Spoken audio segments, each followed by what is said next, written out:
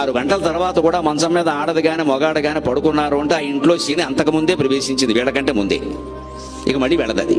పిల్లలు ఎవరైనా పడుకుంటే వేరే విషయం అండి. 8 ఏళ్ల లోపు పిల్లలు, 80 ఏళ్ళు దాటిన వాళ్ళు పడుకోవచ్చండి. వాళ్ళకి మనం సమయాలు చెప్పొద్దండి. 8 ఏళ్ల లోపు పిల్లలు ఎంతో, 80 ఏళ్ళు దాటిన పెద్దలు కూడా అంతే. 2 బాలురు 2 వృద్ధుల కింద లెక్క. 8 ఏళ్ళు దాటుతున్నాయి అంటే నేర్పాలి ఖచ్చితంగా. ఓ గిల్లైనా లేపాలి వాడిని. ఈ కాలం పిల్లలు ఇంతేనండి అంటే కుదరదండి అక్కడ. పోనీ వాళ్ళ ఉద్యోగాల కారణంగా ఇంటి నుంచి పని చేస్తున్నారు, ఏదో వాళ్ళకి పని 11, 12, 1 గంట కూడా అయిపోతుంది ఒక్కోసారి. అప్పుడైనా పడుకోమనాలి.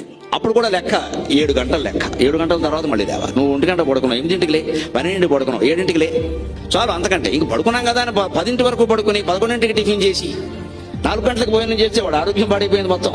తూర్పు రేఖల తెల్లవారక ముందే నిద్ర లేవాలి. ముందు 5 గంటలకు లేచే లక్షణం ఉన్నవాడు జీవితంలో అన్ని విజయాలు సాధించగలుగుతాడు. ముందు ఆ లేచే లక్షణం ఒకటి ఉండాలి. అవసరమైతే మళ్ళీ పడుకుందాం, ఏ మధ్యాహ్నం కాసేపు ముందు లేద్దాం.